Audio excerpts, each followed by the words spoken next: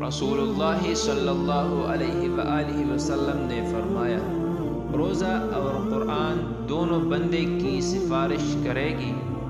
یعنی اس بندے کی جو دن میں روزہ رکھے گا اور رات میں اللہ کے حضور میں کھڑا ہو کر اس کا پاک کلام قرآن مجید پڑھے گا یا سنے گا۔ روزہ عرض کرے گا، اے میرے پروردگار، میں نے اس بندے کو کھانے پینے